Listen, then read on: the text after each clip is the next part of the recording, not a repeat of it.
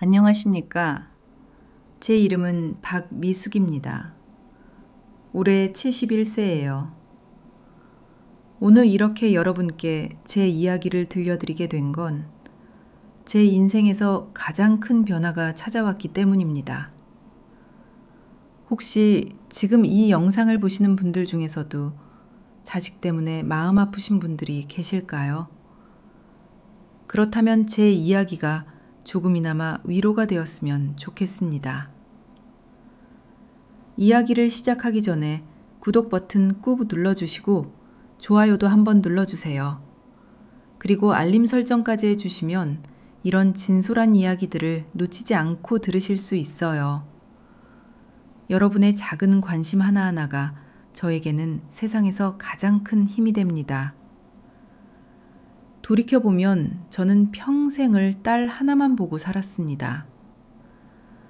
남편과 저는 가난했지만 외동딸 수진이만큼은 부족함 없이 키우고 싶었어요. 새벽 4시에 일어나 시장에 나가 좌판을 펼치고 밤 늦게까지 장사를 했습니다. 손이 트고 허리가 끊어질 것 같아도 참았어요. 우리 딸이 남들처럼 대학도 가고 좋은 사람 만나서 행복하게 살면 그것으로 충분하다고 생각했거든요. 수진이는 정말 예쁘게 자라줬어요. 공부도 잘하고 착하기까지 했죠. 대학을 졸업하고 대기업에 취직했을 때 남편과 저는 얼마나 기뻤는지 몰라요. 그러던 어느 날 수진이가 남자친구를 소개하고 싶다며 연락이 왔습니다. 엄마, 이번 주말에 시간 되세요? 제 남자친구 소개시켜드리고 싶어요. 설레는 마음으로 약속 장소에 갔는데 고급 레스토랑이더라고요. 저는 그런 곳에 가본 적이 없어서 뭘 입고 가야 할지도 몰랐어요. 평소 입던 깨끗한 옷을 입고 갔는데 들어서는 순간부터 주눅이 들었습니다. 수진이의 남자친구 민호는 잘생기고 예의 바른 청년이었어요. 하지만 왠지 모르게 거리감이 느껴졌습니다. 안녕하세요, 어머님. 강민호라고 합니다. 그래요. 우리 수진이 잘 부탁해요. 민호는 정중했지만 제 손을 잡을 때 미묘하게 손을 빼는 것 같았어요. 시장에서 일하느라 거칠어진 제 손이 불편했던 걸까요? 그냥 제가 예민한 건가 싶어 넘어갔습니다. 식사 중에 민호가 물었어요. 어머님은 무슨 일을 하세요? 아, 그냥 시장에서 작은 장사를 해요. 야채 좌판이요. 그 순간 수진이의 얼굴이 살짝 굳어지는 걸 봤어요. 그리고 재빨리 화제를 돌렸죠. 엄마, 음식 맛있죠? 여기 스테이크가 정말 유명해요. 왜 그랬을까요? 제가 시장 좌판을 한다는 게 창피했던 걸까요? 하지만 그때는 그냥 착각이려니 하고 넘어갔습니다. 6개월 후 수진이가 결혼을 하게 됐어요. 민호네 집안이 꽤 부유하다는 건 알고 있었지만 예식장에 가보니 정말 대단하더라고요. 5성급 호텔 웨딩홀에서 하는 결혼식이었습니다. 저는 그래도 딸 결혼식이니까 제일 좋은 옷을 입고 갔어요. 평생 모은 돈으로 시장 한복 가게에서 산 한복이었습니다. 남편도 오래된 예복 정장을 꺼내 입고 왔고요. 하지만 예식장에 도착하자마자 느꼈어요. 제가 얼마나 초라한지를요. 수진이의 시어머니는 명품 한복을 입고 계셨어요. 고급 비단에 금실로스를 놓은 한눈에 봐도 수백만 원은 좋게 나갈 것 같은 한복이었습니다. 시아버지도 맞춤 정장에 고급 넥타이를 메고 계셨고요. 저희 부부와는 너무나 대조적이었어요. 남편의 낡은 정장 소매는 조금 해져 있었고 제 한복은 시장에서 산 기성품이라 핏도 맞지 않았습니다. 하객들이 양가 부모님을 번갈아 보며 수군거리는 소리가 들렸어요. 저쪽이 신부 친정이래요. 좀 차이가 나네요. 신랑 집안하고는 격이 많이 다른 것 같은데. 그러게. 결혼식장에서 이렇게 차이 나는 것도 처음 보네. 그 소리들이 제 귀에 다 들렸어요. 얼굴이 화끈거렸지만 참았습니다. 오늘은 딸의 결혼식이니까요. 그런데 더 가슴 아픈 건 수진이의 표정이었어요. 신부 대기실에서 잠깐 수진이를 보러 갔을 때 수진이가 거울을 보며 화장을 고치고 있었습니다. 제가 들어서자 수진이의 얼굴이 순간 굳어지더니 이렇게 말했어요. 엄마, 아빠랑 같이 사진 찍을 때 너무 앞으로 나서지 마세요. 뒤쪽에 서 계시면 안 돼요. 수진아, 무슨 소리야? 가족 사진인데. 엄마, 시댁 식구들이 다 보잖아요. 제발 부탁이에요. 그 말을 듣는 순간 가슴이 철렁 내려앉았습니다. 아, 우리 딸이 정말 엄마 아빠를 부끄러워하는구나. 우리가 초라해서, 가난해서, 시댁 사람들 앞에서 창피하다는 거구나. 저는 아무 말도 할 수 없었어요. 그저 고개만 끄덕이고 나왔죠. 예식이 진행되는 내내 저는 뒤쪽에 조용히 서 있었습니다. 가족 사진을 찍을 때도 최대한 뒤로 물러섰어요. 딸이 원하는 대로요. 하지만 마음 한구석이 무너져 내렸습니다. 정말이지, 그게 시작이었어요. 제가 처음으로 명확히 깨달은 순간이었죠. 우리 딸이 엄마 아빠를 부끄러워한다는 걸요. 피로연이 끝나고 집에 돌아와서 남편에게 말했어요. 여보, 수진이가 사진 찍을 때 우리 보고 뒤로 물러나 있으래요. 시댁 식구들한테 창피하다고. 남편은 한참을 말없이 저를 바라보더니 그냥 한숨만 쉬었습니다. 수진이도 입장이 있었겠지. 이해해줘. 하지만 저는 이해할 수 없었어요. 엄마 아빠가 그렇게 창피했을까요? 그날 밤 잠이 오지 않았어요. 천장을 보며 계속 생각했죠. 내가 뭘 잘못한 걸까? 가난한 게 죄인가? 시장에서 장사하는 게 부끄러운 일인가? 낡은 한복을 입은 게 그렇게 창피했을까? 하지만 곧 제 자신을 다독였어요. 아니야. 수진이는 착한 아이야. 그냥 결혼식이라 긴장해서 그랬을 거야. 시댁 눈치가 보였겠지. 그렇게 스스로를 위로하며 잠들었습니다. 하지만 마음 한편에는 작은 의문이 남았어요. 정말 그게 전부였을까요? 아니면 앞으로 더 큰 일들이 기다리고 있는 걸까요? 그때는 몰랐습니다. 이게 시작에 불과하다는 걸요. 수진이가 결혼한 지 1년 후 손주가 태어났습니다. 남편과 저는 정말 기뻤어요. 손주라니, 평생을 딸 하나 키우느라 고생했는데 이제 손주 얼굴을 볼 수 있게 되다니 말이에요. 여보, 우리 손주 나왔대요. 손주. 그래, 정말 다행이다. 이제 우리도 할머니 할아버지가 됐네.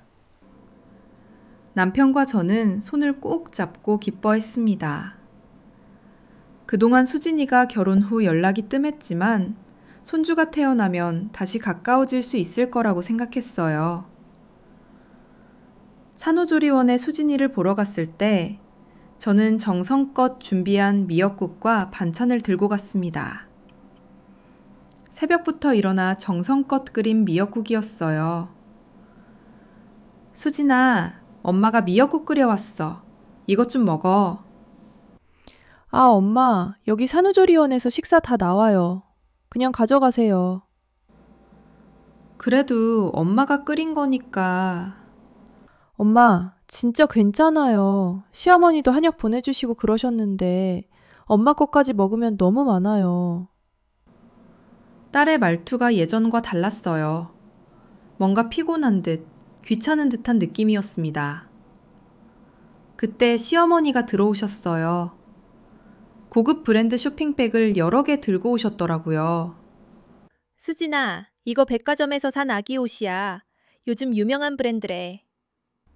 어머니, 감사합니다. 정말 예뻐요. 딸의 얼굴이 환하게 밝아졌어요. 제게 보이던 표정과는 완전히 달랐죠. 시어머니는 저를 힐끗 보더니 인사를 건넸습니다. 아, 친정어머니 오셨네요. 수고 많으셨어요. 네, 안녕하세요. 그 짧은 대화가 전부였어요. 시어머니는 곧바로 손주를 안아 올리며 수진이와 이야기를 시작했고, 저는 그저 구석에 서 있을 수밖에 없었습니다. 나는 왜 이렇게 겉도는 기분일까? 손주가 100일이 되고 드디어 돌잔치 날이 다가왔습니다. 돌잔치는 강남의 유명한 호텔 뷔페에서 열렸어요. 수진이가 초대장을 보내왔을 때 저는 정말 기대가 컸습니다. 여보, 우리 손주 돌잔치예요. 이번엔 좀 제대로 옷 입고 가야겠어요. 그래. 손주 돌잔치인데 당연하지. 저는 이번에는 실수하지 않으려고 백화점에 가서 괜찮은 옷을 샀어요. 시장 한복이 아니라 제대로 된 정장이었습니다. 남편도 새 양복을 맞췄고요. 평생 모은 돈을 조금 쓰긴 했지만 손주 돌잔치니까 당연한 일이라고 생각했어요. 그리고 손주를 위해 금반지도 준비했습니다. 크지는 않지만 할머니 마음을 담은 선물이었어요. 돌잔치 당일 호텔에 도착하니 입구부터 화려하더라고요. 손님들도 모두 잘 차려입고 있었고 저희 부부도 이번엔 그렇게 눈에 띄지 않으리라 생각했습니다. 하지만 연회장 안으로 들어서는 순간 또다시 느꼈어요. 이곳에서 저희는 여전히 이방인이라는 걸요. 시댁 쪽 하객들은 모두 명품 옷을 입고 있었고 심지어 아기 돌상도 수천만 원짜리 명품 브랜드로 꾸며져 있었어요. 수진이가 저희를 보더니 다가왔습니다. 엄마, 오셨어요? 그래, 수진아. 우리 손주 어디 있어? 아, 저기 시어머니가 안고 계세요. 나중에 보세요. 나중에 보라고요? 할머니인데 나중에 보라는 게 무슨 말일까요? 하지만 저는 참았어요.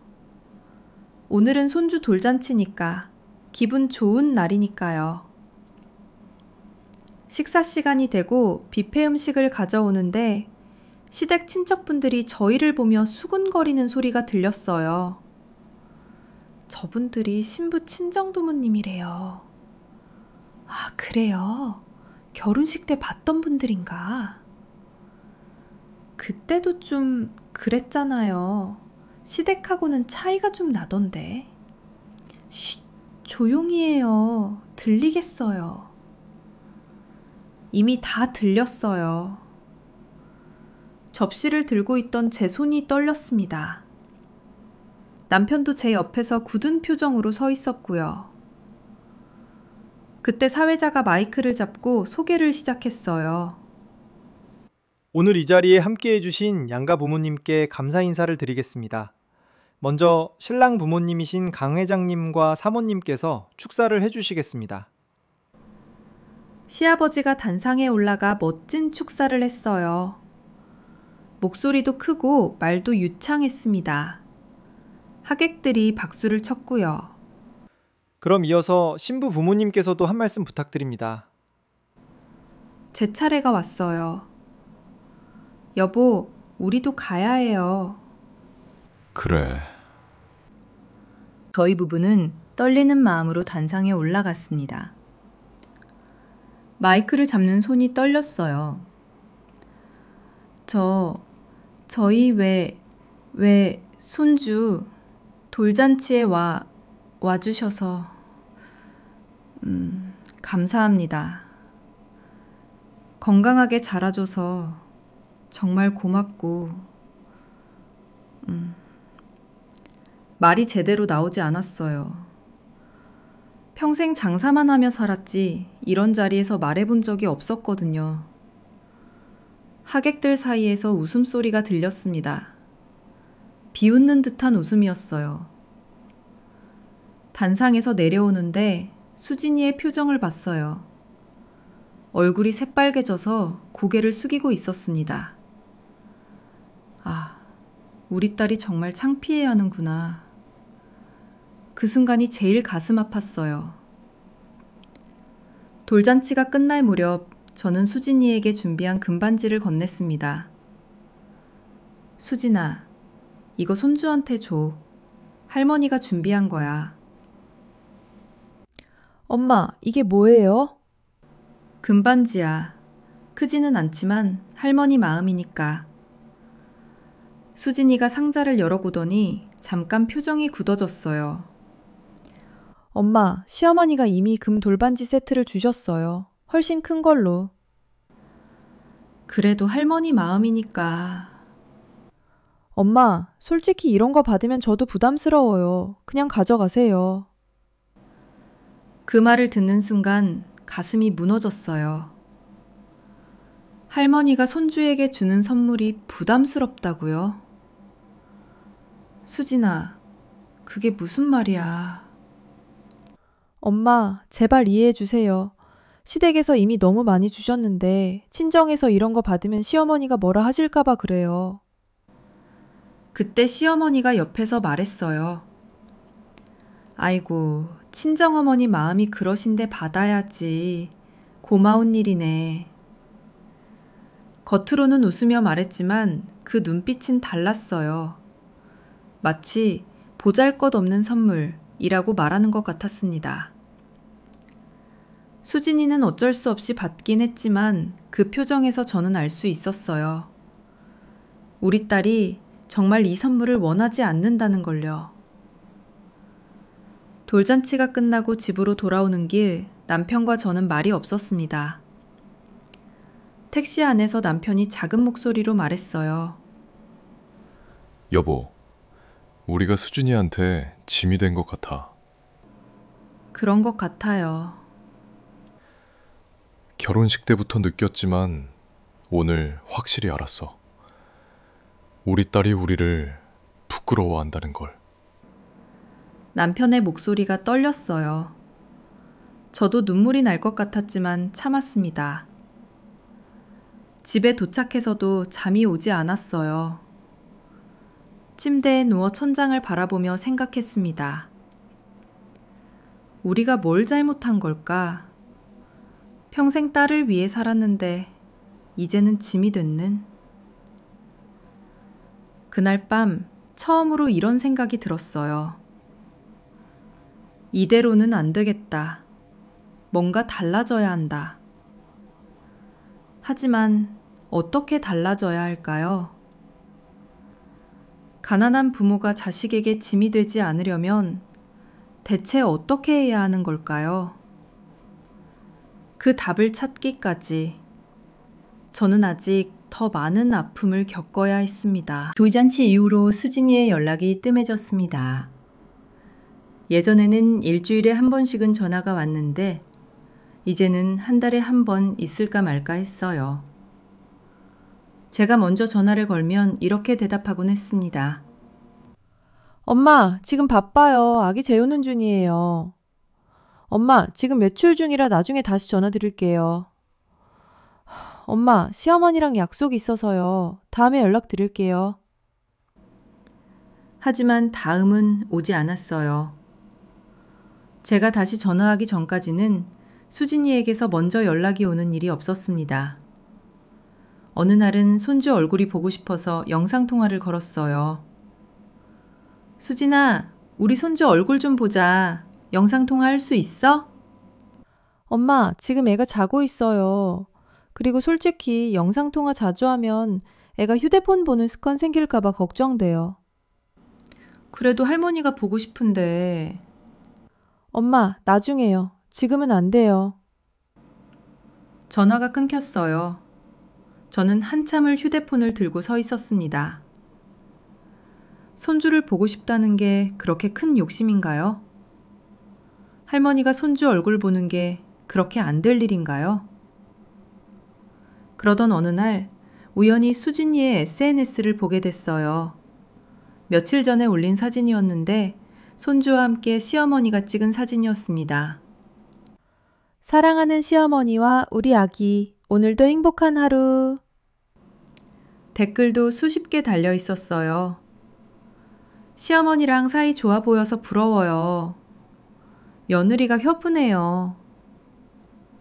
저는 그 사진을 보며 가슴이 무너졌어요. 시어머니와는 자주 만나면서 친정엄마한테는 전화도 잘 안 받는구나. 시어머니와 찍은 사진은 SNS에 올리면서 친정엄마 얘기는 한 번도 안 하는구나. 그날 밤 저는 수진이의 어린 시절 앨범을 꺼내봤습니다. 사진 속 수진이는 정말 예뻤어요. 제 손을 꼭 잡고 웃고 있는 5살 수진이. 초등학교 입학식 날 제 품에 안겨있던 수진이. 중학교 졸업식 때 제 어깨에 기대어 있던 수진이. 엄마, 나 엄마랑 있으면 제일 좋아. 엄마, 나 커서 엄마한테 잘해줄 거야. 엄마, 사랑해. 그때는 정말 그런 줄 알았어요. 우리 딸이 진심으로 엄마를 사랑한다고요. 하지만 지금은 어떤가요? 눈물이 멈추지 않았습니다. 내가 뭘 잘못한 걸까? 어디서부터 잘못된 걸까? 그날 이후로 저는 점점 더 외로워졌어요. 남편은 10년 전에 세상을 떠났고 딸은 저를 멀리했습니다. 하루 종일 집에 혼자 있으면 말을 할 일이 없었어요. 아침에 눈을 떠도 저녁이 되어도 아무도 제게 말을 걸지 않았습니다. 가끔 시장에 장을 보러 가면 예전에 같이 장사하던 친구들을 만났어요. 미숙아, 요즘 어떻게 지내? 그냥 그렇지 뭐. 딸이 손주 낳아서 바쁘대. 아이고, 그럼 더 좋겠다. 손주 보러 자주 가겠네? 그래야지. 거짓말이었어요. 저는 손주를 본 지 벌써 2달이 넘었습니다. 집으로 돌아오는 길, 다른 할머니들이 유모차를 밀며 손주와 산책하는 모습이 보였어요. 우리 강아지 할미랑 산책 재미있지? 오늘 날씨 좋다. 우리 손주 바람 좀 쐬자. 그 모습을 보며 눈물이 났습니다. 저도 그러고 싶은데 왜 저는 안 되는 걸까요? 어느 날 밤 잠을 이루지 못하고 집안을 정리하기 시작했어요. 오래된 물건들을 정리하다가 남편 방 장롱 깊은 곳에서 낡은 상자를 발견했습니다. 이게 뭐지? 상자를 열어보니 안에는 자물쇠가 채워진 작은 금고가 있었어요. 남편이 살아있을 때 한 번도 본 적 없는 금고였습니다. 열쇠는 어디 있을까? 이리저리 찾다가 남편의 오래된 지갑 안쪽에서 작은 열쇠를 발견했어요. 떨리는 손으로 금고를 열었습니다. 안에는 통장 여러 개와 부동산 등기부등본 그리고 편지 한 통이 들어있었어요. 통장을 하나하나 확인하기 시작했습니다. 남편이 평생 조금씩 모아둔 것들이 차곡차곡 쌓여 있었어요. 전부 다 합쳐보니 4억이 훌쩍 넘었어요. 여보, 당신이 이걸... 손이 떨렸었어요. 담배 한 갑 값, 점심 한 끼 값을 아껴가며 평생을 모았을 남편. 그때 금고 바닥에 놓인 편지가 눈에 들어왔습니다. 봉투 겉면에는 남편의 필체로 이렇게 적혀 있었어요. 미숙이에게 꼭 필요할 때 열어보세요. 떨리는 손으로 편지를 펼쳤습니다. 미숙아, 이 편지를 읽고 있다면 내가 먼저 세상을 떠났다는 뜻이겠지. 미안해. 살아생전에 이 이야기를 하지 못했어. 사실 나는 우리가 시장에서 장사하면서 번 돈을 조금씩 따로 모아뒀어.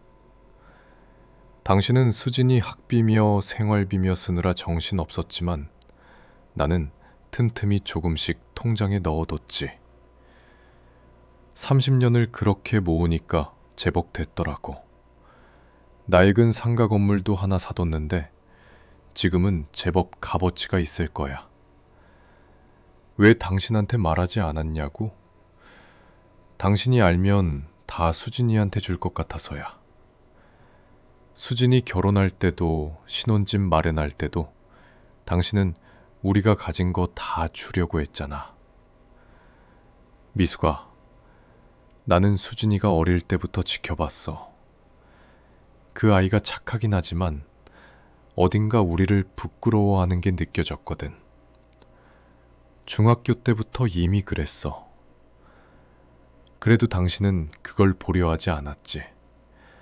우리 딸이 그럴 리 없다고 그냥 사춘기라고 믿고 싶어 했잖아. 하지만 나는 알았어. 수진이가 커갈수록 우리를 더 멀리하게 될 거라는 걸.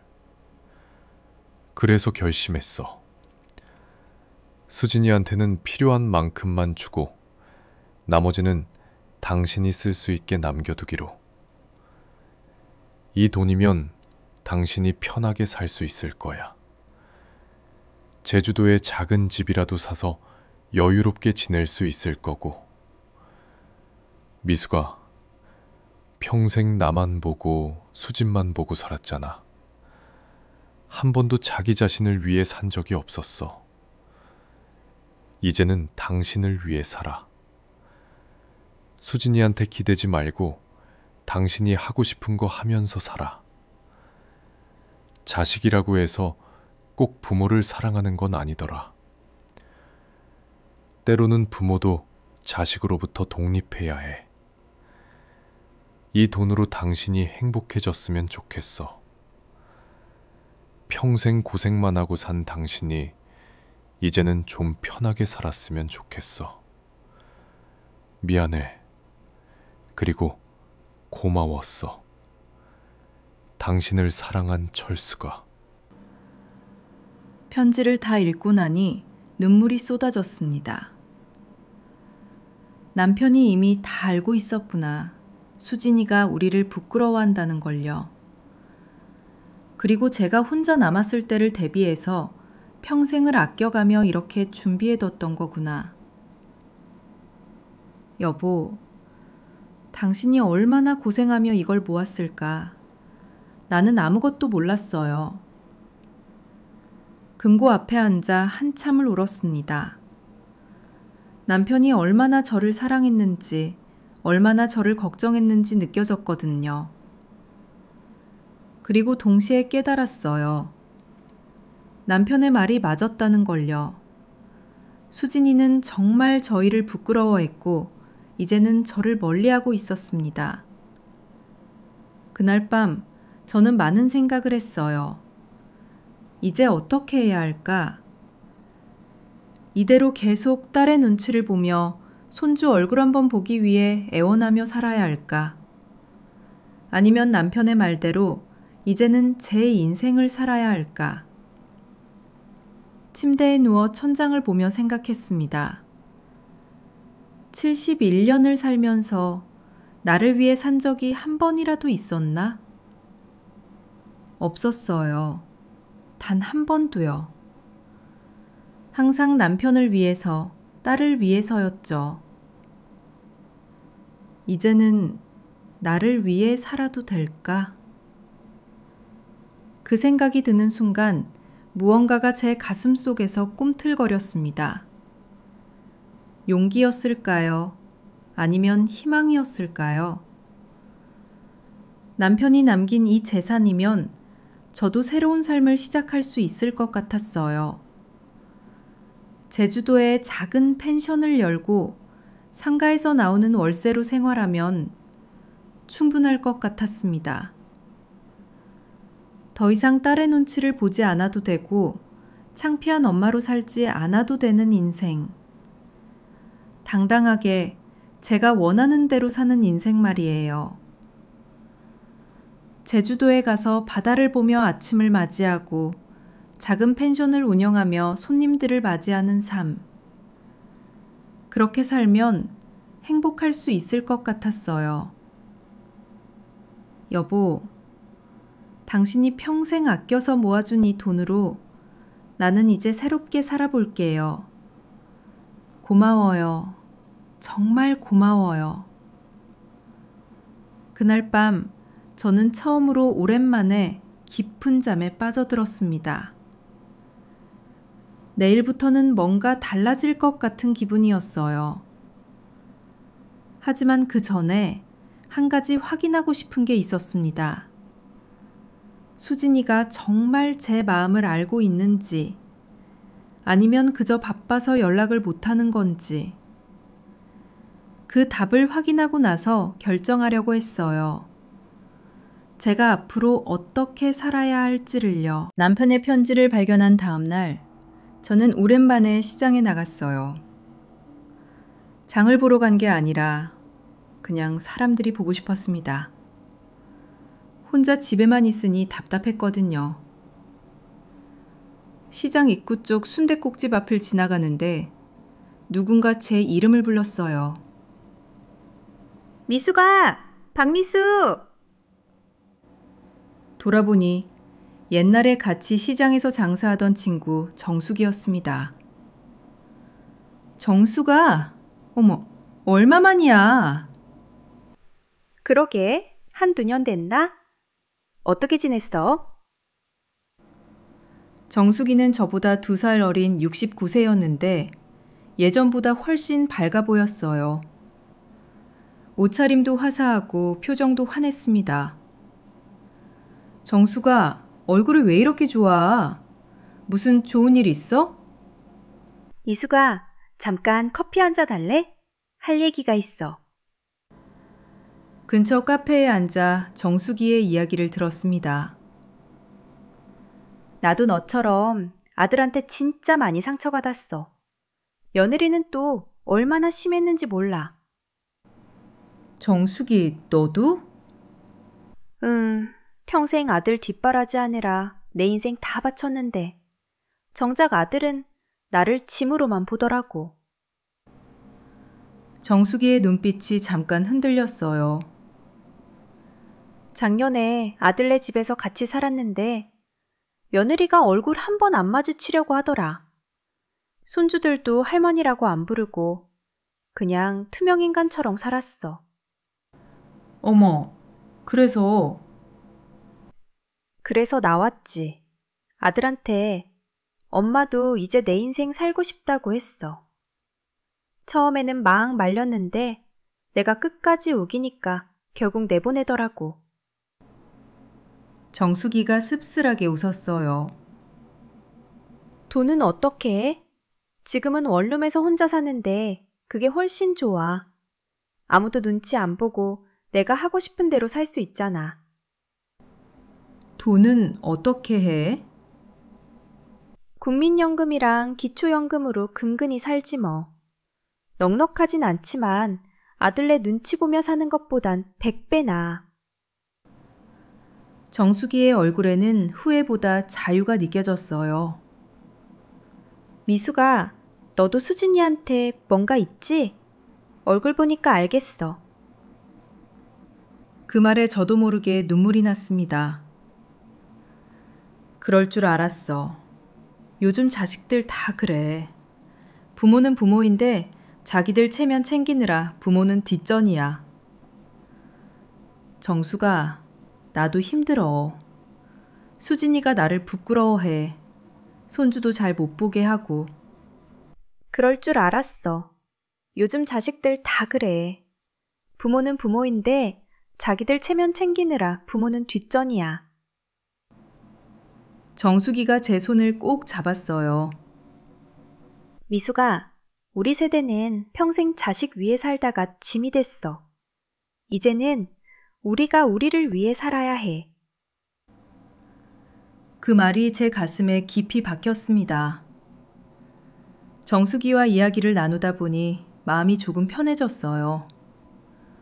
나만 힘든 게 아니구나. 이렇게 같은 처지의 사람이 또 있구나. 미숙아, 우리 제주도 여행 갈래? 제주도? 나 다음 주에 친구들이랑 3박 4일로 제주도 가기로 했는데 너도 같이 가자. 혼자 집에만 있지 말고. 아니야. 갑자기 그런 여행을. 뭐가 갑자기야. 71살인데 언제 또 가봐. 그냥 가자, 응? 정수기의 눈빛이 간절했어요. 사실 저도 마음이 흔들렸습니다. 평생 제주도 한 번 못 가봤거든요. 남편하고 신혼여행도 못 갔고 수진이 키우느라 여행 같은 건 생각도 못 했어요. 남편이 남긴 돈이 있잖아. 이번 기회에 한 번쯤은. 좋아, 나도 갈게. 정말? 이수가 최고야. 정수기가 환하게 웃었어요.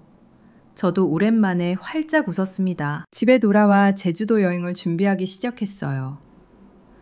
평생 여행 가방을 싸본 적이 없어서 뭘 넣어야 할지도 몰랐습니다. 옷을 고르다가 옷장 깊숙한 곳에 있던 새 옷이 눈에 띄었어요.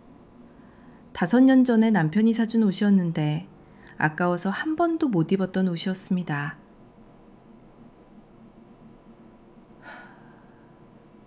여보, 이제는 이 옷 입어도 되겠죠? 제주도 가는데. 남편 사진에 대고 혼잣말을 했어요. 그리고 처음으로 백화점에 가서 여행용 가방도 샀습니다. 예쁜 분홍색 가방이었어요. 이 나이에 분홍색이라니. 조금 부끄러웠지만 마음이 설렜습니다. 수진이한테는 말하지 않았어요. 뭐라고 할지 뻔했거든요. 엄마, 그런 데 가실 나이예요? 집에서 쉬세요. 이런 말 들을 게 뻔했으니까요. 제주도에 도착한 순간 숨이 멎는 것 같았어요. 바다가 이렇게 푸르고 넓은지 처음 알았습니다. 미숙아, 저기 봐. 바다. 정수기가 소녀처럼 뛰어갔어요. 저도 따라 뛰었습니다. 71년을 살면서 처음 본 제주도의 바다. 처음 느껴본 짠 바닷바람.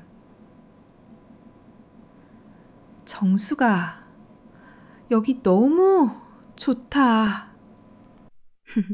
그치? 내가 뭘 했어. 오길 잘했지. 정수기와 함께 온 친구들도 모두 비슷한 나이의 할머니들이었어요. 다들 사연이 있었지만 여기서는 그저 즐겁게 웃고 떠들었습니다. 숙소에 짐을 풀고 다 같이 해산물을 먹으러 갔어요.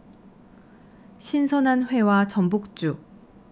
평생 이렇게 비싼 음식을 먹어본 적이 없었습니다. 미숙아, 맛있어? 정말 맛있어. 이렇게 맛있는 걸 왜 이제야 먹어보는 거지? 그러게. 우리 평생 아껴 살았잖아. 이제는 좀 쓰면서 살자. 그날 밤 숙소 베란다에 나가 바다를 바라봤어요. 달빛이 바다에 부서지는 모습이 너무 아름다웠습니다. 이런 게 행복이구나. 가슴이 뜨거워졌어요. 다음 날 일행과 함께 작은 펜션을 둘러보게 됐어요. 정수기의 친구 중 한 분이 제주도에 펜션을 운영하고 계셨거든요. 저희 펜션 작지만 손님들이 좋아하세요. 조용하고 바다도 보이고. 펜션 운영하시는 거 힘들지 않으세요? 제가 조심스럽게 물었어요. 처음엔 힘들었는데 이제는 익숙해졌어요. 손님 맞이하는 것도 재미있고 뭔가 보람도 느껴지고요.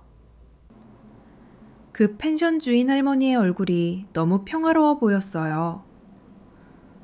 나도 저렇게 살 수 있을까? 그때 제 휴대전화가 울렸습니다. 수진이에게서 온 문자였어요. 엄마, 어디 가셨어요? 연락이 안 돼서 걱정했잖아요. 처음에는 딸이 걱정해서 연락한 거구나 싶어 기뻤어요. 엄마, 제주도 왔어. 친구들이랑 여행 중이야. 답장을 보내고 얼마 후 다시 문자가 왔습니다. 엄마, 갑자기 제주도는 왜요? 돈은 어떻게 하시고요? 엄마 돈 있어. 걱정 마. 그리고 잠시 후 또 문자가 왔어요. 엄마, 혹시 돈 쓰시는 거 아니죠? 그 돈 나중에 병원비 필요하실 수도 있는데.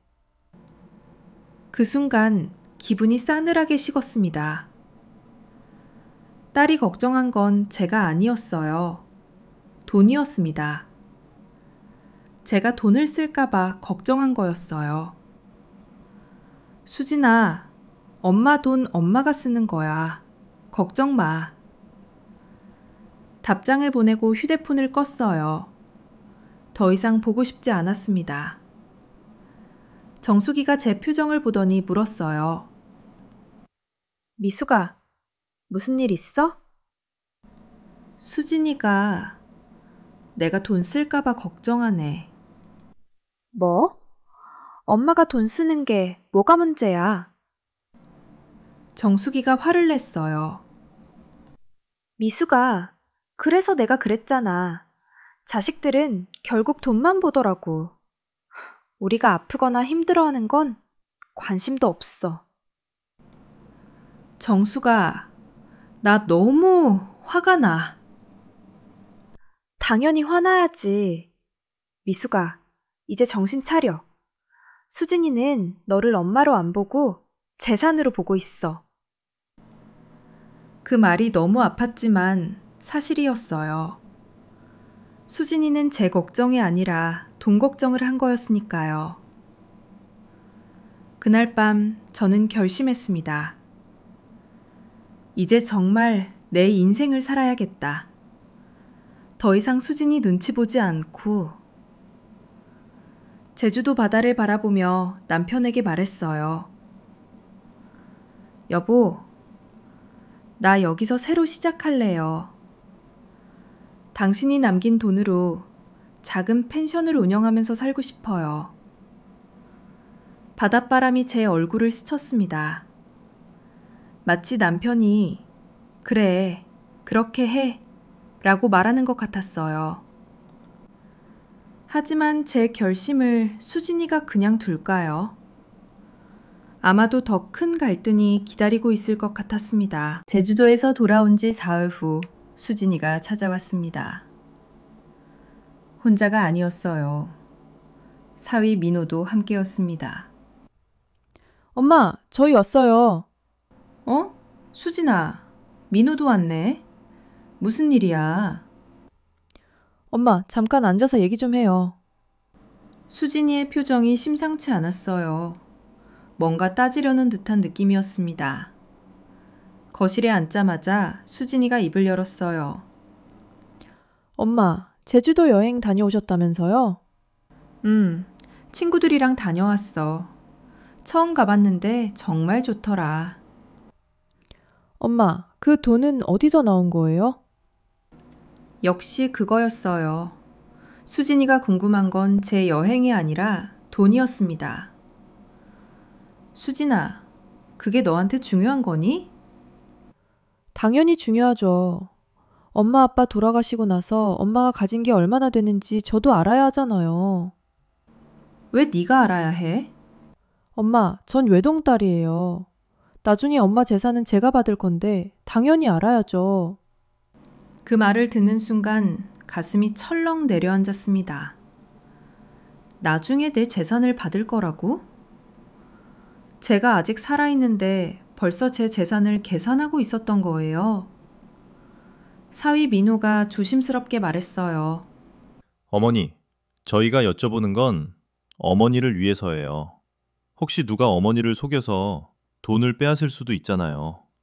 민호야, 나 아직 정신 멀쩡해. 속을 사람 아니야. 그래도 요즘 노인들 타겟으로 한 보이스피싱도 많고 이상한 투자 권유도 많잖아요. 겉으로는 걱정하는 척이지만 실제로는 제 재산이 얼마나 되는지 알고 싶은 거였어요. 수진이가 단도직입적으로 물었습니다. 엄마, 아빠가 남긴 재산이 정확히 얼마예요? 수진아, 그게 네가 알아야 할 일이니? 엄마, 제가 왜 알면 안 돼요? 전 외동딸인데. 수진이의 목소리가 높아졌어요. 엄마가 요즘 갑자기 백화점도 다니시고 제주도 여행도 가시고 평소와 너무 다르잖아요. 혹시 아빠가 몰래 재산을 모아두신 거 아니에요? 역시 다 알고 있었네요. 제가 달라진 걸 눈치채고 있었던 거예요. 그래, 맞아. 네 아버지가 평생 조금씩 모아뒀어. 얼마나요? 그거 네가 알 일이 아니야. 엄마, 왜 저한테 숨기세요? 전 가족인데요. 수진이가 울먹이기 시작했어요. 하지만 그 눈물이 진짜 눈물인지 의심스러웠습니다. 민호가 끼어들었어요. 어머니, 사실 저희도 요즘 사업 확장 때문에 자금이 필요한 상황이에요. 혹시 어머니께서 도와주실 수 있으시면... 민호야, 그건 너희 일이잖아. 하지만 나중에는 어차피 수진이한테 가는 돈 아닌가요? 미리 좀 받아서 사업에 투자하면 더 불려서 드릴 수 있는데요. 정말 기가 막혔어요. 제가 살아있는데 벌써 제 돈을 당연한 듯이 자기 돈처럼 얘기하고 있었어요. 안 돼. 그 돈은 내가 쓸 거야. 엄마, 혼자 사시는데 뭐에 그렇게 많이 쓰시게요?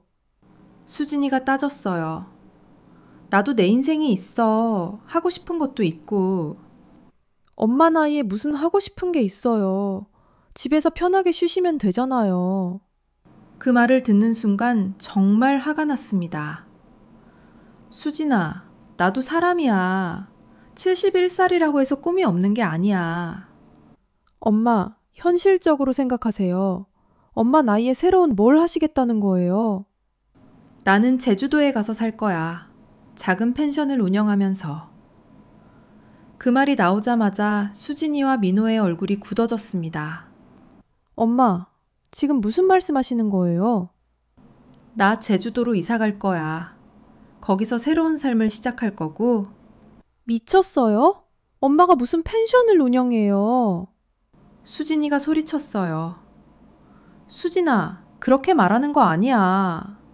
엄마, 솔직히 말씀드릴게요. 엄마가 제주도 가서 펜션 같은 거 하시면 저 완전히 창피해요. 뭐라고? 제 친구들이나 시댁 사람들이 알면 뭐라고 하겠어요.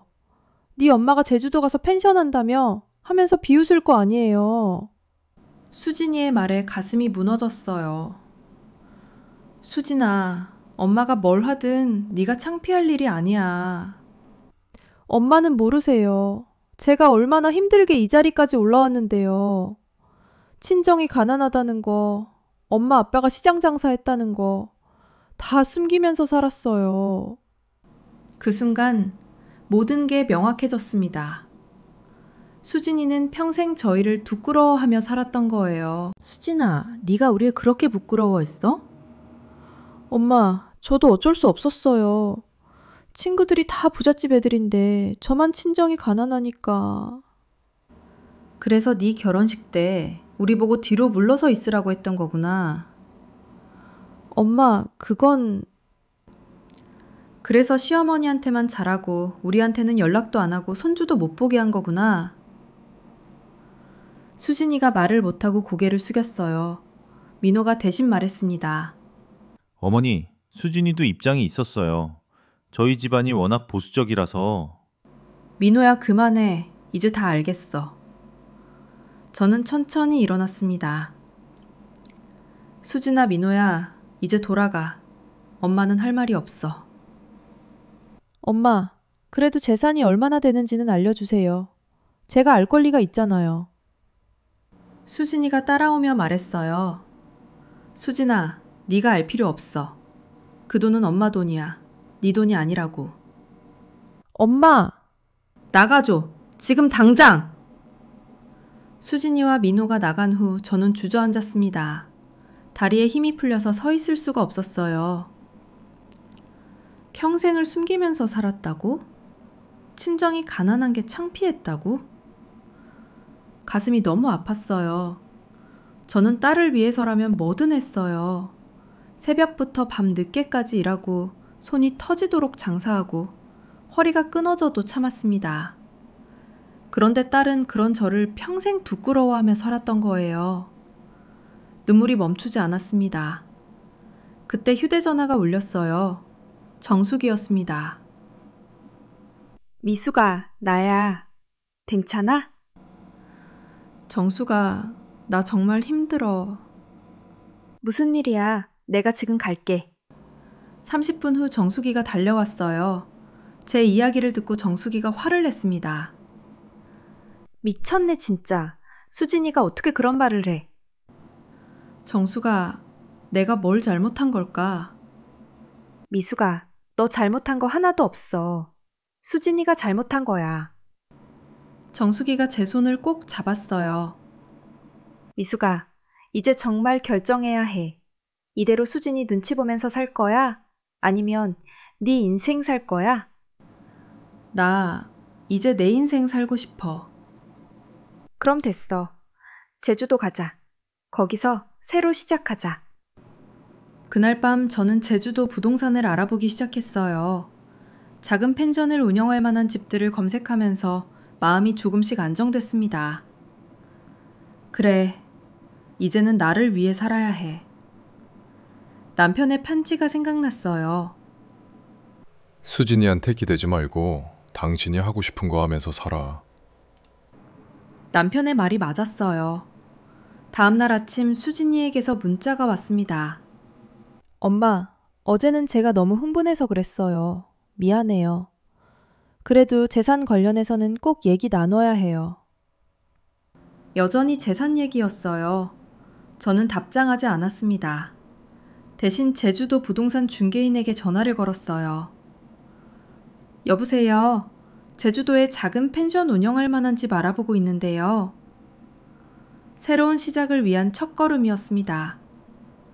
하지만 수진이가 가만히 있을까요? 아마도 더 큰 폭풍이 몰려올 것 같았습니다. 그래도 괜찮아요. 이제는 저도 제 인생을 지킬 각오가 되어 있었으니까요. 제주도 부동산 중개인과 통화한 지 일주일 후 괜찮은 집을 찾았어요.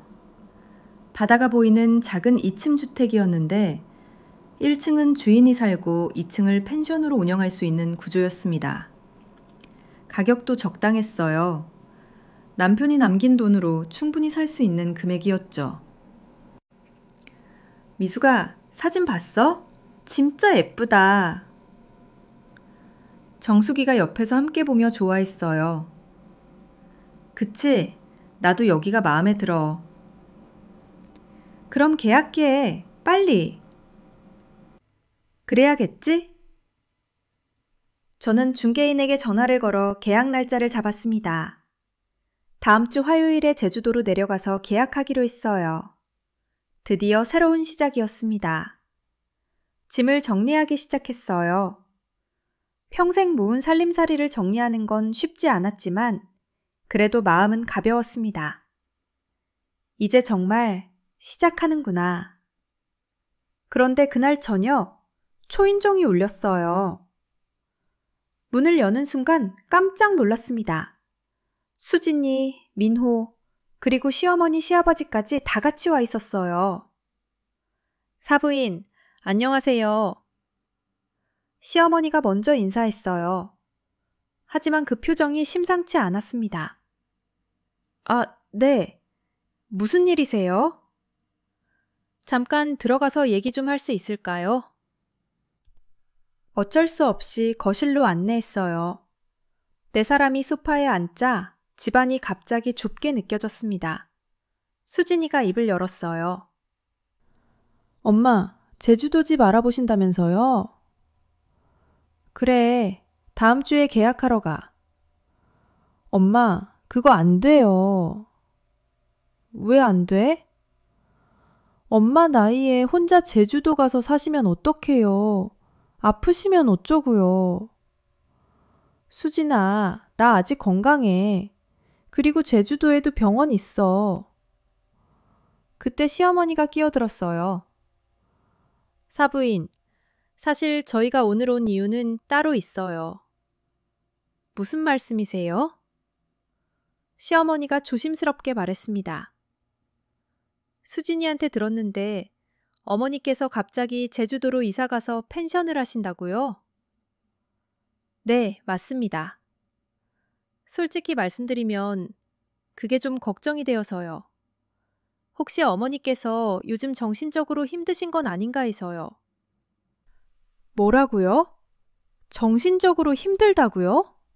그게 무슨 말입니까? 어머니, 오해하지 마세요. 그냥 요즘 홀로 사시면서 외로우시고 그래서 갑자기 이상한 결정을 하시는 게 아닌가 걱정되어서요. 이상한 결정이라고요? 제가 제 돈으로 제 인생을 사는 게 이상한 결정이라고요? 사부인, 저는 정신 멀쩡합니다. 제 인생을 제가 선택하는 거예요. 시아버지가 말했어요. 사돈, 우리가 걱정하는 건 그게 아니에요. 수진이 입장도 생각해 주셔야죠.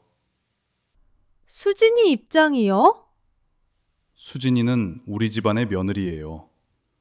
친정어머니가 제주도 가서 펜션 같은 걸 하시면 수진이 체면이 어떻게 되겠어요? 그 말을 듣는 순간 머리끝까지 화가 치밀어 올랐습니다. 제 딸 체면이 그렇게 중요합니까? 제 인생보다요? 어머니, 사실 저희가 제안이 하나 있어요. 무슨 제안? 저희 집 근처에 좋은 요양원이 있어요. 거기 시설도 좋고 식사도 잘 나오고요. 요양원이라고? 어머니께서 거기 가시면 편하게 지내실 수 있어요. 저희도 자주 찾아뵙고요. 민호야, 나 아직 요양원 갈 나이 아니야. 요양원이라기보다는 시니어 레지던스 같은 거예요. 어르신들끼리 모여서 사시면 외롭지도 않고요. 수진이가 덧붙였어요. 엄마, 거기 가시면 훨씬 좋아요. 혼자 제주도 가서 고생하시는 것보다 100배 나아요. 그리고 집은 저희가 관리해 드릴게요. 재산도 저희가 잘 관리해 드리고요. 민호의 말에 모든 게 명확해졌습니다. 이 사람들이 원하는 건 저를 요양원에 넣고 제 재산을 관리하는 거였어요. 안 돼요. 엄마, 나는 제주도 갈 거야. 누가 뭐래도. 시어머니의 목소리가 차갑게 변했어요. 사돈, 솔직히 말씀드릴게요. 어머니가 제주도 가서 펜션 같은 거 하시면 수진이가 우리 집안에서 어떤 취급을 받을지 아세요? 그게 무슨 상관입니까? 우리 집안은 재벌가예요. 며느리 친정어머니가 펜션이나 하고 계시면 수진이가 사람들한테 뭐라고 들을 것 같아요? 그건 수진이 문제지 제 문제가 아닙니다. 사부인! 시어머니가 소리를 높였어요. 우리가 수진이를 며느리로 받아준 게 얼마나 큰 은혜인지 아세요? 솔직히 집안 차이를 생각하면 받아주지 말았어야 했어요. 하지만 수진이가 워낙 착하고 예뻐서 받아줬는데 이제 와서 친정어머니가 이러시면 곤란해요. 그게 무슨 말씀이세요?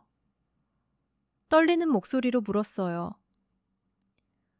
친정어머니가 조용히 집에 계시면 모르는 척 해드릴 수 있어요. 하지만 제주도 가서 펜션 같은 걸 하시면 우리 체면이 말이 아니잖아요. 우리도 이렇게까지 말하기 싫은데 수진이 생각해서라도 조용히 계세요. 저는 천천히 일어났습니다. 나가주세요. 지금 당장 나가주세요. 제 집에서. 뭐라고요? 나가라고요. 제 목소리가 떨렸어요. 너무 화가 나서 온몸이 부들부들 떨렸습니다. 수진이가 울면서 말했어요. 엄마, 왜 이러세요? 우리가 엄마 걱정해서 하는 말인데. 걱정? 너희가 걱정하는 건 나한테 체면이지 나한테 행복이 아니잖아. 수진아, 너는 평생 나를 부끄러워했어. 네 결혼식 때부터. 아니 어쩌면 더 전부터. 그걸 이제 알았어. 엄마, 그게 아니라. 시댁 식구들을 돌아봤어요. 수진이를 받아준 게 은혜라고요? 우리 수진이가 얼마나 착한 애인데 그게 무슨 은혜예요? 나가요. 지금 당장. 다시는 내 집에 오지 마세요. 네 사람이 나간 후 저는 그대로 바닥에 주저앉았습니다. 온몸에서 힘이 빠졌어요. 은혜라고. 수진이를 받아준 게 은혜라고. 평생 키운 딸이 상대 집안에서는 받아준 존재였던 거예요. 가난한 집 딸이라서요. 눈물이 쏟아졌습니다. 얼마나 울었을까요? 휴대폰이 울렸어요. 정숙이었습니다. 미수가, 나야. 무슨 일 있어? 목소리가 이상해. 정수가, 나 정말 못 살겠어. 무슨 일이야? 내가 지금 갈게. 20분 후 정수기가 달려왔어요. 제 얘기를 듣고 정수기가 분노했습니다. 미쳤네. 완전히 미쳤어. 어떻게 그런 말을 해?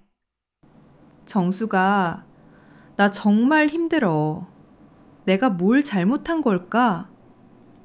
미수가, 너 잘못한 거 하나도 없어. 그 사람들이 미친 거야. 정수기가 제 어깨를 꼭 안아줬어요. 미수가, 이제 정말 끝이야. 이런 사람들한테 더 이상 휘둘리면 안 돼. 그래, 나도 이제 끝내야겠어. 제주도 계약 예정대로 해. 내가 같이 갈게. 그날 밤 저는 수진이에게 마지막 문자를 보냈습니다. 수진아, 엄마는 제주도 간다. 너희들이 뭐라고 하든 상관없어. 엄마도 이제 엄마 인생을 살 거야. 그리고 다시는 연락하지 마. 엄마가 너무 힘들어. 문자를 보내고 휴대폰을 껐어요. 더 이상 아무 말도 듣고 싶지 않았습니다. 짐을 다시 정리하기 시작했어요. 이제 머뭇거릴 시간이 없었습니다. 다음 주에는 제주도로 떠날 거예요. 그곳에서 새로운 삶을 시작할 거고요. 더 이상 딸의 눈치를 보지 않고 시댁 사람들의 비웃음을 신경 쓰지 않고 그저 제가 원하는 대로 제 방식대로 살아갈 거예요. 남편의 편지가 생각났습니다. 자식이라고 해서 꼭 부모를 사랑하는 건 아니더라. 때로는 부모도 자식으로부터 독립해야 해. 이제야 그 말의 의미를 정확히 알 것 같았어요. 창밖을 바라보며 중얼거렸습니다. 여보, 당신 말이 맞았어요. 이제 나 혼자 힘으로 살아볼게요. 새벽바람이 차가웠지만 마음은 오히려 뜨거웠습니다. 분노였을까요? 아니면 결이었을까요?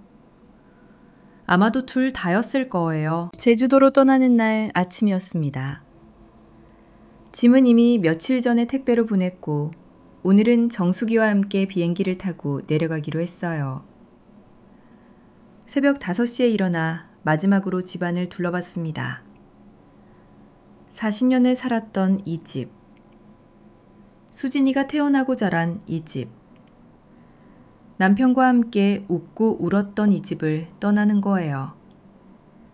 가슴이 먹먹했지만 후회는 없었습니다. 짐을 챙겨 현관문을 열려는 순간 초인종이 울렸어요. 누굴까? 문을 열자 수진이가 서 있었습니다. 엄마. 수진이의 눈이 빨갛게 부어 있었어요. 밤새 운 것 같았습니다. 엄마, 정말 가시는 거예요? 그래. 엄마, 저랑 얘기 좀 해요. 제발.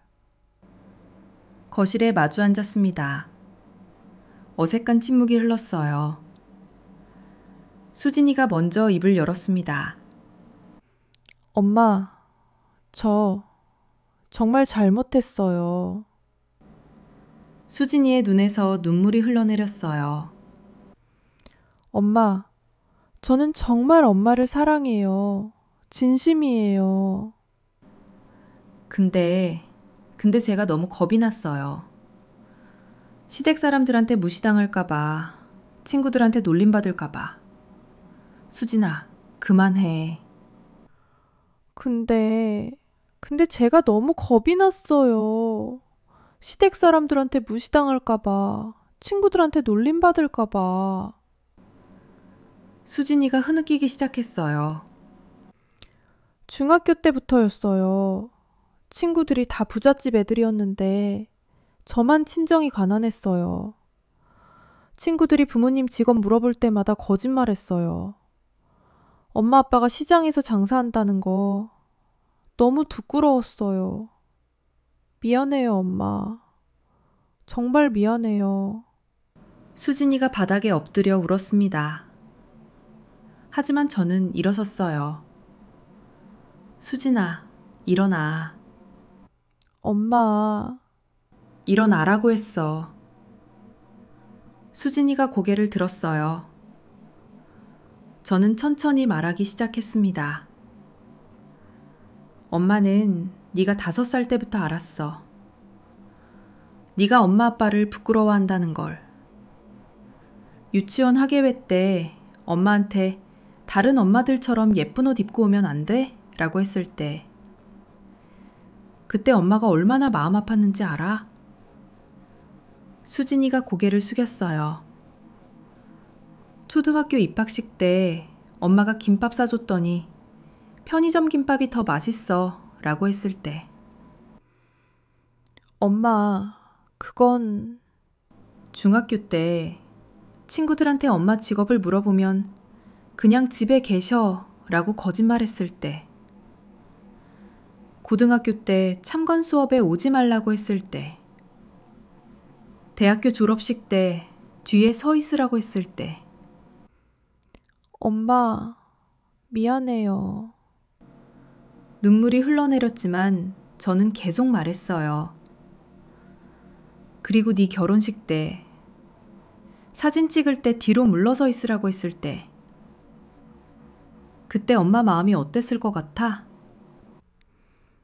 엄마, 정말 미안해요. 제가 너무 잘못했어요. 수진아, 엄마는 다 참았어. 네가 행복하면 그걸로 충분하다고 생각했거든. 근데 지난번에 네가 한 말 있잖아. 평생 친정이 가난한 걸 숨기며 살았다고. 그 말 듣고 엄마가 얼마나 아팠는지 알아? 71년을 살면서 가장 아픈 순간이었어. 그리고 시어머니가 한 말, 수진이를 받아준 게 은혜라고. 엄마, 그건 시어머니가 너무하신 거예요. 저도 화가 났어요. 화가 났어? 그럼 시어머니한테 뭐라고 했어? 수진이가 아무 말도 하지 못했어요. 아무 말도 못했지? 왜? 시댁 눈치 보여서? 엄마, 수진아, 엄마는 이제 알았어.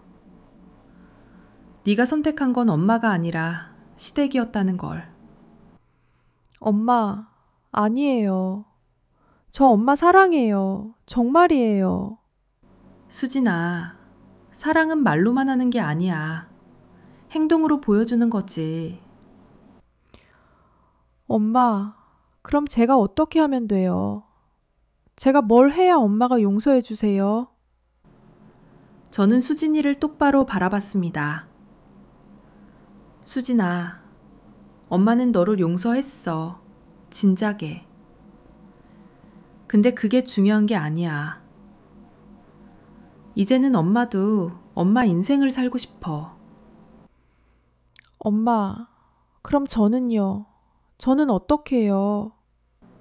수진아, 너는 이미 네 인생을 살고 있잖아. 시댁에서 민호와 손주와 함께. 엄마도 이제 엄마 인생을 살 거야. 제주도에 가서 바다를 보면서 펜션을 운영하면서. 엄마, 안 돼요. 엄마 없으면 저는 어떻게 살아요?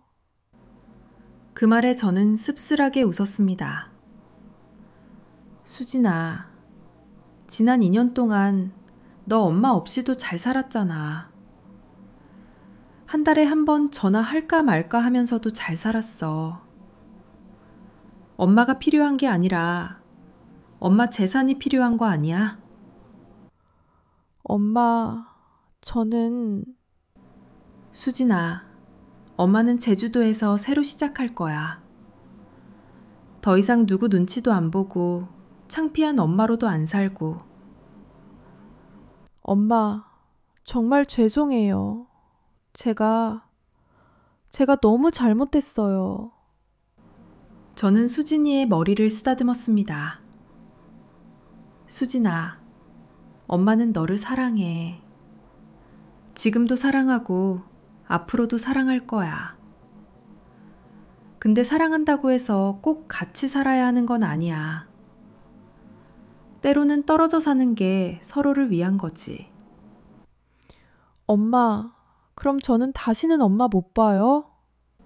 보고 싶으면 제주도로 놀러 와. 근데 재산 얘기하러 오지는 마. 그리고 시댁 식구들 데려오지도 마. 현관문을 열었어요. 정숙이가 밖에서 기다리고 있었습니다. 미수가 준비됐어? 뒤돌아보니 수진이가 문 앞에 서서 울고 있었어요. 엄마, 제가 언젠가 제가 정말로 변하면 그때는 받아주실 거예요? 저는 잠시 생각했어요. 수진아, 변하는 건 엄마를 위해서가 아니라 너를 위해서 해야 해. 네가 정말 행복해지려면 다른 사람 눈치 보지 말고 네 마음에 정직해져야 해. 그리고 그게 언제가 될지는 모르겠지만 그때가 되면 엄마가 제주도에서 맛있는 밥 해줄게. 수진이가 와락 저를 안았어요. 얼마나 오랜만에 딸과 포옹해보는지 모르겠어요. 엄마, 보고 싶을 거예요. 나도. 수진이가 저를 놓아줬어요. 그 눈빛에는 여전히 미련과 후회가 남아있었지만 조금은 달라 보였어요. 완전히 변한 건 아니지만 무언가 깨닫기 시작한 것 같았습니다. 택시에 올라타며 뒤를 돌아봤어요. 수진이가 손을 흔들고 있었습니다. 저도 손을 흔들어줬어요. 미수가, 괜찮아? 후회 안 해? 아니, 이게 맞는 것 같아. 택시가 출발했어요. 71년을 살았던 동네가 점점 멀어졌습니다. 하지만 마음은 가벼웠어요. 무엇보다 자유로웠습니다. 공항으로 가는 길 창밖을 바라보며 생각했어요.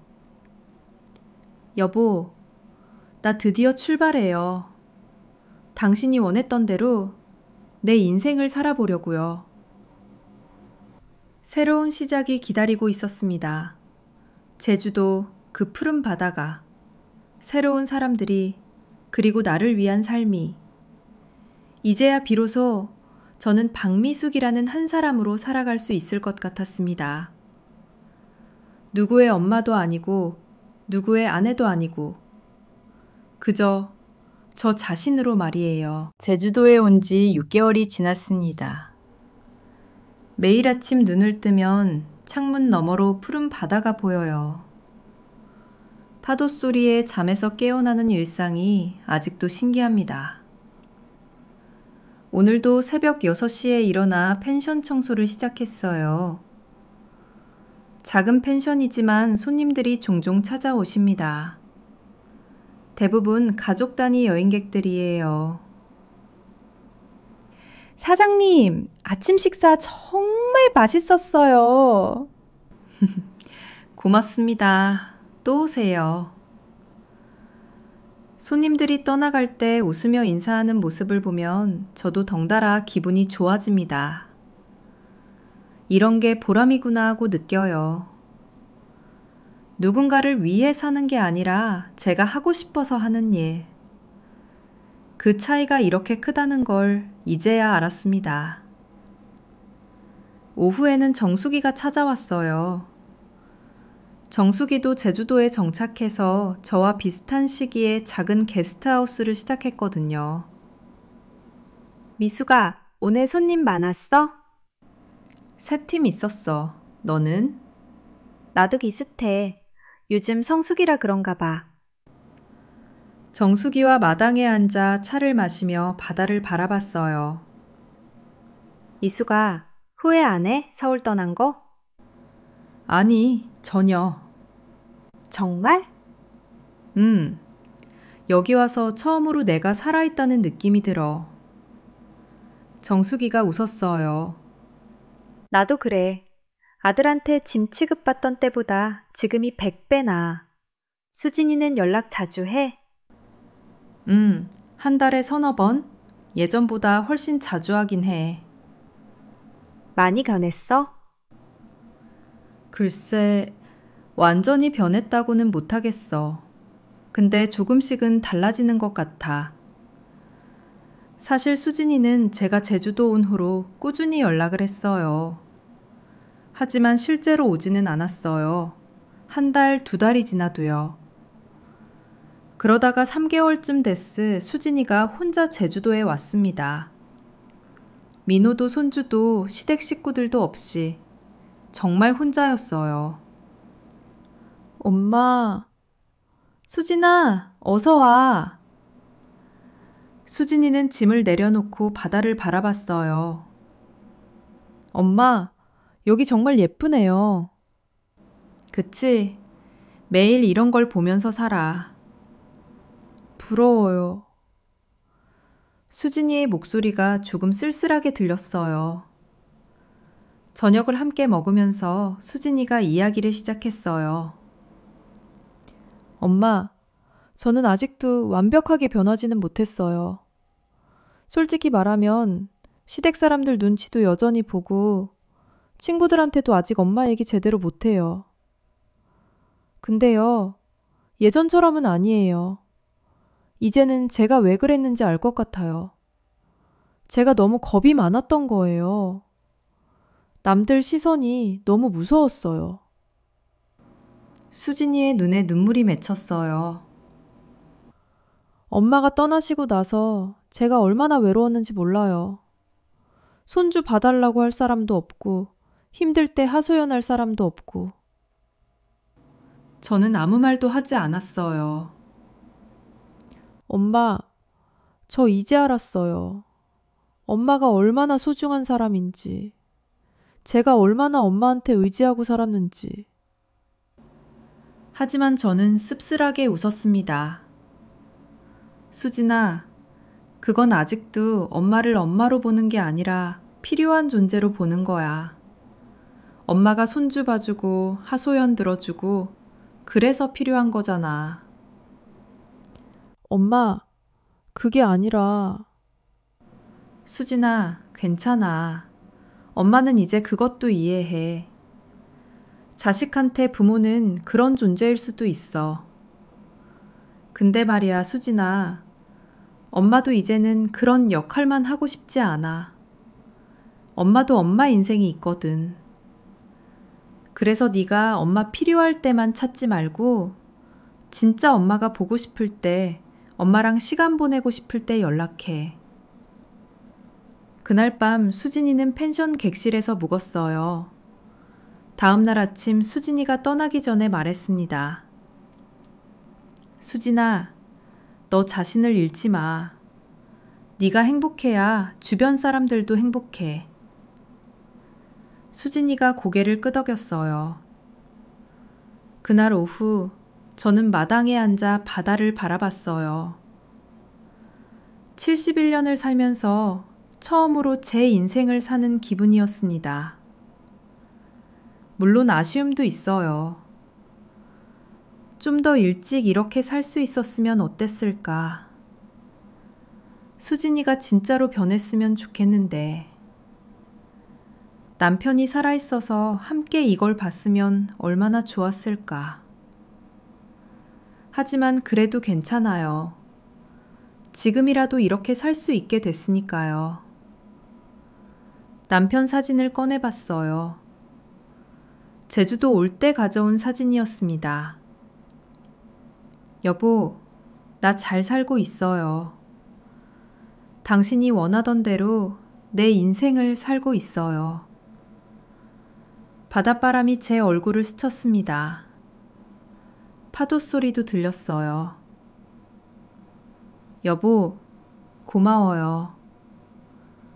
이 돈을 남겨줘서, 이 기회를 줘서. 해가 지기 시작했어요. 제주도의 노을은 정말 아름다웠습니다. 마당 의자에 앉아 노을을 바라보며 저는 생각했어요. 71년을 살면서 이제야 나를 위해 사는 법을 배웠구나. 늦었을까요? 아니요, 전혀요. 지금이 딱 맞는 시간이었어요. 더 일찍 시작했으면 수진이를 제대로 키우지 못했을 테고 남편과의 시간도 없었을 테니까요. 지금이라서 이제야 제 인생을 온전히 즐길 수 있는 거예요. 밤이 되어 별들이 떴어요. 제주도의 별은 서울에서 보던 것보다 훨씬 많고 밝았습니다. 여보, 저 별들 보여요? 정말 예쁘죠? 남편이 대답하는 것 같았어요. 그래, 정말 예쁘다. 당신이 행복해서 나도 행복해. 눈물이 흘렀어요. 하지만 슬픈 눈물이 아니었어요. 감사의 눈물이었습니다. 이 나이에 새로 시작할 수 있게 해준 남편에게, 용기를 준 정수기에게, 그리고 이렇게 강해진 제 자신에게. 여러분, 혹시 지금 이 이야기를 들으시면서 저와 비슷한 상황에 계신 분들이 있으신가요? 자식 때문에 마음 아프신 분들, 가족 때문에 자신을 잃어버린 분들, 제가 감히 말씀드리고 싶어요. 늦지 않았습니다.